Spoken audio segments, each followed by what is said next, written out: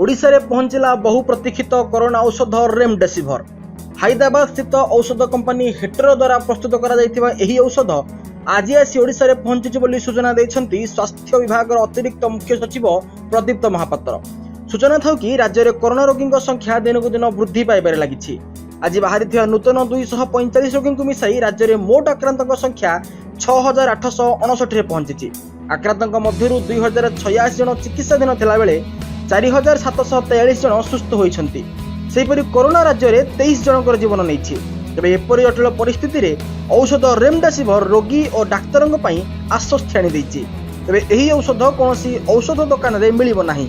यह केवल हॉस्पिटल और सरकारी स्तर में उपलब्ध हो बोली स्वास्थ्य विभाग पक्षर सूचना मिली। सेपरि गर्भवती महिला, लिभर और किडनी फेल थिबा रोगी, स्तन्यपान कराउथिबा महिला और 12 वर्ष कम वयस्क पिलांकु यही औषध दिया जिवो नाही बोली औषध प्रस्तुतकारी कंपनी पक्षर कहुई।